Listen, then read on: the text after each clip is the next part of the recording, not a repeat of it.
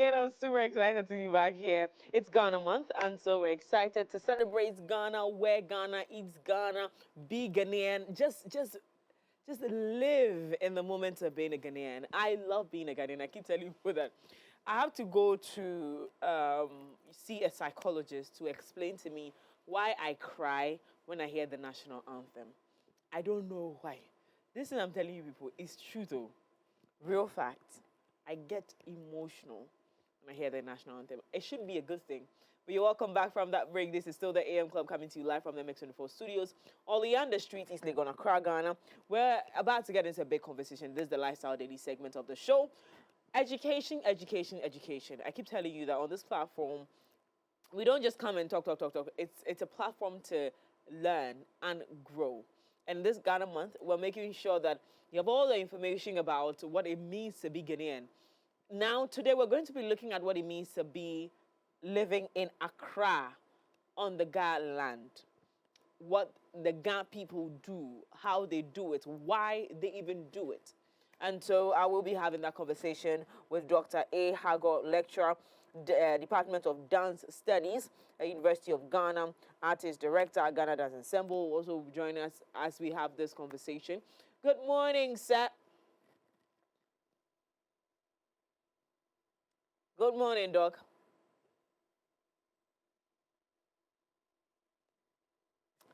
Okay, so whilst we wait for that to be rectified, I want us to have great conversations here on the platform. I want to hear from you how you're celebrating Ghana. So 055-033-1511, 055-033-1511. Send in your comments, your reactions about whether or not the month of March is enough to send the message across that Ghana is where you need to be. If you're Ghanaian, you need to be here. You need to stay in Ghana, experience Ghana. You know, the fascinating thing is that there are so many exciting things you can do in Ghana, but a lot of people don't know. So this month of March, we're going to take advantage of celebrating Ghana or doing all the things that, you know, pertain to celebrating Ghana. And we'll share with you all the exciting things to do here. Okay? We'll show you what to do, where to go. Do you know there are vacation spots in Ghana that are better than the Maldives? Yes. I want to go to the Maldives. I want to. This one is easy. I don't want to go to the Maldives. I will go to the Maldives. But there are places in Accra, in Ghana, in the Volta region, in the northern region, that are beautiful places. Today we're focusing on the Ghana land, what the Ghana people do, because we live here. And the sad thing is that a lot of us live here, but we don't know what it means to be living here. Even if we're allowed to be here in the first place, you know. So we're going to be getting into that conversation. I think I have Dr. A. Hago here on Zoom. Good morning, sir. Good morning, Africa. Can you hear me? Yay, he mentioned my name. Yay. Yes, sir. I'm very well. Thank you. Yourself? I am very, very well. And you look dapper in your outfit. Thank you, sir. I appreciate it. I appreciate it. I appreciate it. I appreciate it. I appreciate it. I really do. I really do. Thank you so much, sir. So we're going to be having conversations around, you know, celebrating, of course, Ghana month, but embracing the Ghana culture and the dance and, of course, the heritage as well. And so we're going to zoom right into it. If you're ready, I am ready. So let's start from here. Ghana month is a period to reflect on what we have done, our identity, our culture, and. From the Ghana perspective, what does this celebrating Ghana truly means to you? Well, thank you so much for the opportunity and good morning, Ghana. Good morning. As a Ghana and Dangme person, I would prefer to be addressed as Nah. Nah. Nah. Yes. Yes, Nah. Nah, because I am a fourth son. Oh, so the Nah is spelled Narh. Hello, dog. You are a fourth son. Can you hear me? Okay, so how is that spelled? Is it the Narh? Yes, Narh. Okay. So anyway, so I'm Dangme as well. So I'm Dede because I'm a first daughter. Yes. Yeah. Definitely. And that is how our naming system goes. Absolutely. So basically, the Ga and Dangme people, they have rich, broad, diverse culture that spans the various dialectical differences Yes. across the coast. So we have the Gamashi, we have Usula, we have Teshin, Nungwa, we have Tema. And then to the Dangme, we have the Kpong. We have Bubulan, which is from Pram. Yes. We have Nugo, which is Ningo. And Yeah. then we have Ada.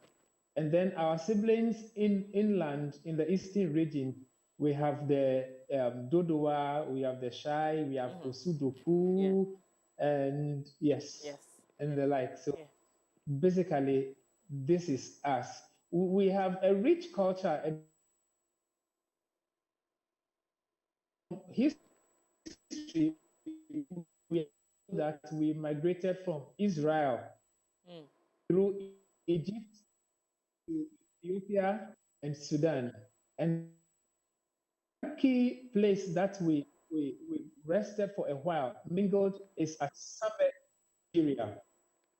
And from Nigeria, we moved through Benin, Togo, and then we moved through the eastern corridor along the coast where we find ourselves right. History has it that the Ghana Dangbe people were led by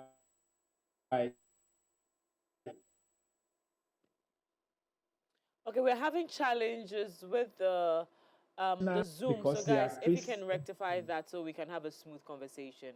We keep losing you now. We keep losing you. And so I'd like the team to properly put it so, Oh, so that we can have a sorry. smooth conversation. But we can go now and hopefully we're able to move smoothly, please.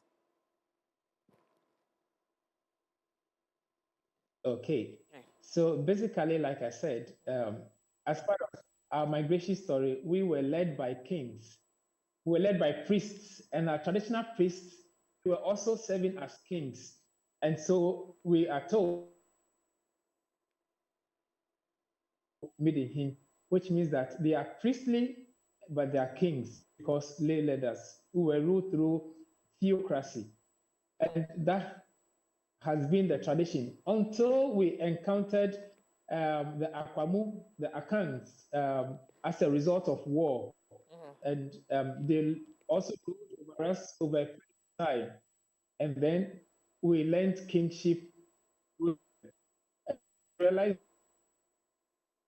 Dangme language has been influenced deeply by the Akan language. Oh, interesting. Guys, how do we fix this issue? Should I continue? Yes, we missed the latter part of what you said before this.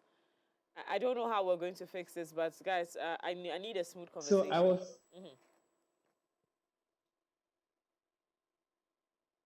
I was talking about our history with the Akwamu. Yes, yes, We encountered them out of war, yes. and during that war, they defeated us, and they ruled us over 200, 300 years, and we learned our kinship traditions all from them. Okay. Then again, very critical is how their language Akan influenced the Ga. And so if you say that Midi Sofu, Midi Hin, this is pure Akan language at play over us, you realize that some of our songs are infused deeply with Akan language. Some of our chants, our Asafo chants are always in Akan. And this is one of my research areas, trying to decipher how this happened and all the challenges that are associated with it. Right. So this is a clear history of how we became, and then why it's necessary to know about us. And I'm saying this as Zangme and Gadangme. Anyway, that's how it's pronounced, right? Gadangme. Anywho, now let's Yes. talk about why it is important for anyone living in Accra to understand what it is that we're doing this month. Because I know it's Ghana month, And when the different organizations decided to, launch the Ghana Month, you'd see that they represented every region. And some people, for instance, in our sister station, they had the presenters who are from the Volta region dressed like Voltarians, and then those who are from Ghana dressed as Ghana. Let's stay on the outfits they wear, which is usually the white wrap with the weed on their neck and the white marks. Yeah, what you see on the screen now. All of what is this look for? What is it? Is this how the Ghans traditionally dress, or it's where a certain group of Ghans? These are the priestly class. These are our spiritual leaders. When I said midi midi so is the traditional, and their attire is marked by white, which is a sign for purity, Yes. chastity, and piety. You will see around their wrists being made up of ivory, which is white, also signifying the same mark of spiritual purity and piety. Then again, the wrist, the neck beads, and then the nyanya around their neck. This symbolizes how traditional Gangbe community heal themselves, protect themselves using and herbal medication. And so the nyanya around their neck serves as a protective um, ornament around them, which them both physically and spiritually. And so the white attire is very iconic of the Ga and Dangme uh, um, group of people Yeah. because our leaders are traditional priests. Okay. Right. Makes absolute sense. So now Then again, if I may continue, yes, please continue, please. you realize that yes, you realize that they adorn themselves with ayilo, Yeah. or what you say, clay.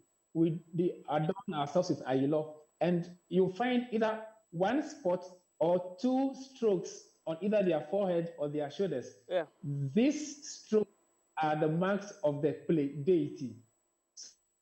Two strokes over there are the marks of the deity. So when you see any traditional priest, those two marks, you know she's a play. A deity.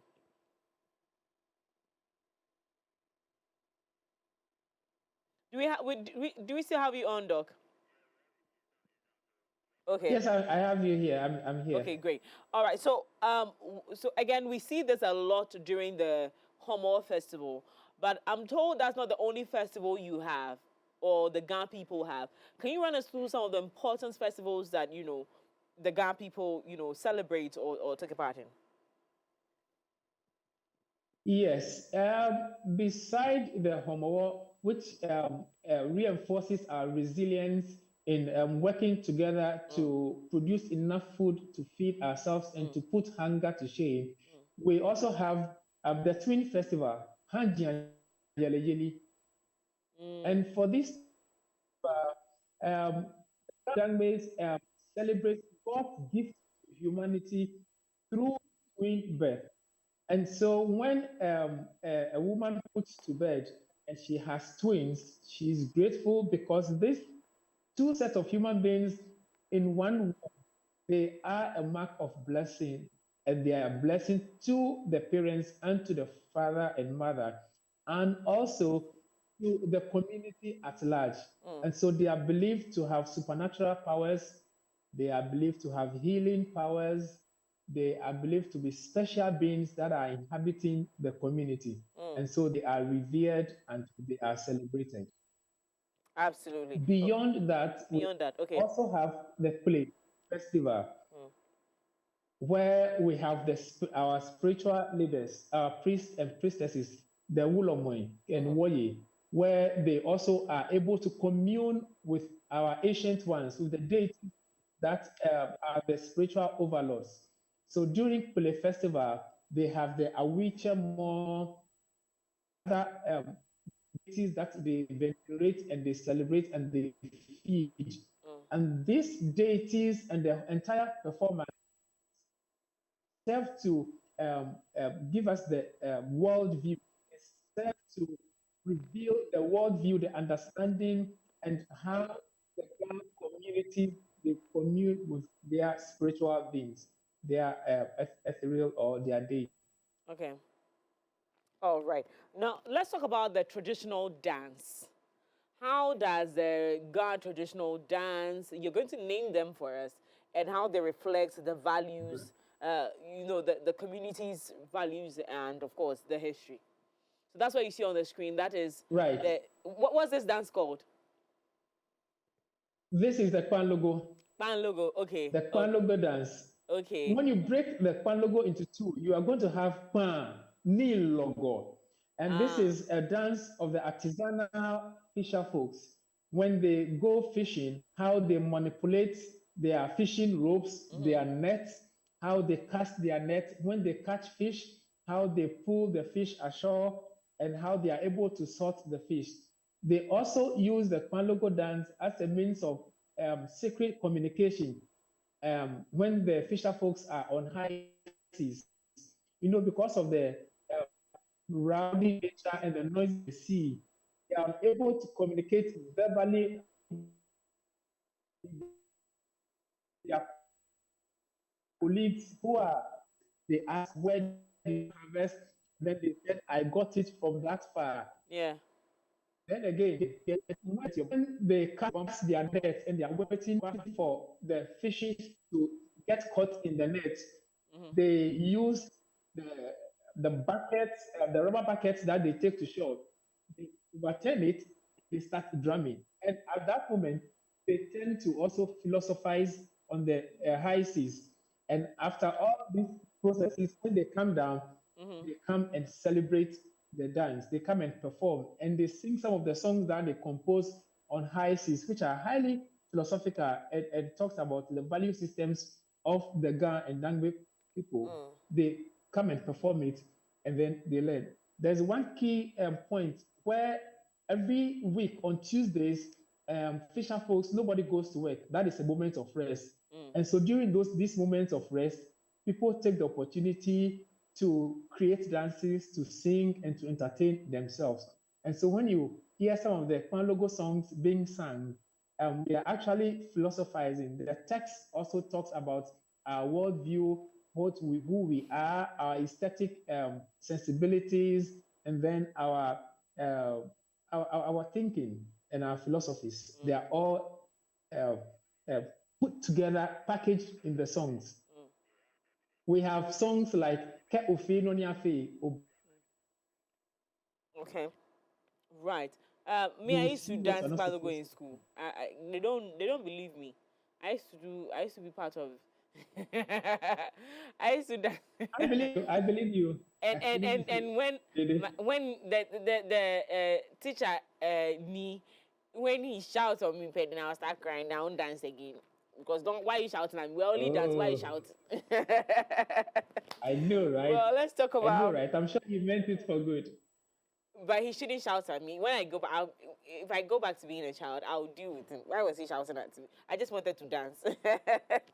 Now, could you share some iconic Ghana dishes apart from kenke? But you're going to tell us about the kenke as well, right?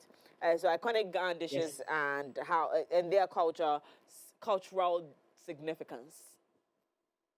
So we have oti, which is traditionally the Dangme dish. But now we call it komi. That is a corruption of corn meal because they have to meal the the maize, and so they call it cornmeal. But beyond komi kekenan, keshito, we have also banku keshito, we have banku kekenan, and then we have banku ke engomi flour, No, the no, engomi no, flour where you no, have the no, ka, no, naka, you have the no, na, no, naka, and then you have the naka, wa. banku ke Engmomi won't know no no. That's Engomi one. flour, no need Engmomi to floor. ka ke wa, Ke ke nga yo meal. oh goodness gracious. When we are done, I'm Yeah, going to eat some in honor of. But beyond that, we also have the quickly. Mm-hmm. We have kwekle, which is another corn meal, but these are special meals that we take during special occasions. Mm. And you find that our kings and our queens, they Mm. go during the festival occasions, they go and then they spread it as they feed our ancestors, they feed the these are sacred meals that we revere so much. Mm. It is prepared with mewonu, with Mm. a choice fish called chile in it. Mm. Beyond kwekle and Mm. mewonu with chile in it, Mm. we also have typical gada soup, which we call kulon, Mm. which is akulon. This is fresh fish caught from the sea, Mm. and it is prepared in a light soup way, but it's very, very light. Mm. And we have that one. You can eat it with komi, Mm. kina. You can eat it with bangkun. You can use it with anything. Mm. Mm. Yeah. So Ah. these are typical. No, no, these That ones. yeah. This one I'm going to eat for the next 3 or 4 days because now you've whet my appetite. I was trying to, stay on diet, but this coming on the screens. I'm going to Jamestown to buy Oh, the coming in Jamestown because that's the best one. Alrighty. Now, yeah. finally, before I let you go, let's see Right. how, because it's happening everywhere, where cultural values, they would say, is evolving or times are changing, so we're looking at things changing, we just modifying a few things to adapt. But how do you see Ga culture evolving in the future? And of course, that's also not to continuously change everything about us, but really maintaining our heritage. How do you see it changing, and also we staying and maintaining our heritage as a people? Well, as a people, we have diverse, unique cultures that we need to keep reviving and rejuvenating so that future generations would learn from it. We have Panashimo, which is very salient. These are songs that are used to chronicle the histories of the Ganangme. They are also used to praise people who do good in community. And if you do bad things, if you become a deviant citizen, are chastised using Kwan. And these Kwan songs have Ghana value systems. Then again, we have a GA system, we have a GA custom that we call Ajenulo, and these are GA Dangme riddle forms, where riddles are posed like la la la la la la la la la la la, where we say tote patashi, ni minfu, ni ekoma. Aha. We have several of these witty uh, riddle forms where we use it to teach critical thinking among Gadangme youth. We also have the this and Ajenulo songs where contemporary youth take elements out of it and then they create beautiful contemporary musical forms. And all these musical forms are used to kind of perpetuate Gadande culture. And so now you have this new wave of songs coming, Sudi Sudi Okwese, and stuff like that. These are all contemporary development out of the traditional Panshimo, Ajenulo, and typical uh, Gadangme songs that are in the system now. Amandiba songs Mm. and a few of other Nifani songs are all adding up to the proliferation of Gadangme songs. And these Mm. are healthy. And we encourage some of these songs to be taught in our schools. Then again, something that is very critical is language study Mm. in Gadangme schools. It is very critical for every school in Gadangme community to learn Yeah, the Ga language. I agree. And this is what we are advocating Mm. for typical Gadangme schools to have Ga language study first as something that is very key, Mm. followed by, because we are in the contemporary community or cosmopolitan community, other Akan and how do you call it, Ewe or other languages, but Yeah. we need to give priority to the learning of Ga. And Yeah. as we learn the language, we learn the songs, and the songs teach us the cultural values. Okay. And so these are basically things we need to reinforce so Yes. that we maintain the Ga language culture. I totally agree with you, Doc. This one, I'm with you. We're pushing it together because a lot of people have moved to the Ghana land or moved into the Ghana land, and they cannot speak what is very Oh, disrespectful. I tell people that the reason why the they do French not are want to. always very hostile to foreigners is that they feel very disrespected when you can move all across the ocean to come into their country. You cannot speak one French. That's why they're so. If you go there, you think they are racist. This is one of the reasons, amongst many. I'm not encouraging racism. I'm just saying that when you get into someone's home, you need to try to learn their language so you can communicate effectively. If it's even good for yourself. So I encourage this, Doc. I'm with you Yeah. on this. I'm with you on this. This one, I'm with you. But thank you so much. We'll extend this conversation by joining you wherever you are very soon before the month ends so we can get deeper into this conversation. But it's great to have you on air. Dr. A. Hago, he's a lecturer, Department of Dance Studies, University of Ghana. Thank you so much, Doc, for joining us. We're really grateful. This education was deep, and I keep telling you that we're learning and growing together. In this month of March, it's no exception. We're going to make sure we learn about Ghana. We eat Ghana. We represent Ghana very well, and this is all in good faith to become patriotic Ghanaians, okay? Let's do that. Well, there's more coming up on the show. I'm going to spend time with an incredible young lady who is making waves around the world. But most importantly, she says, I will impact my generation one girl at a time. She does lead conference is coming up 2026, and we're going to be having a conversation about that pretty shortly, right here on the M Club. We'll be right back after this.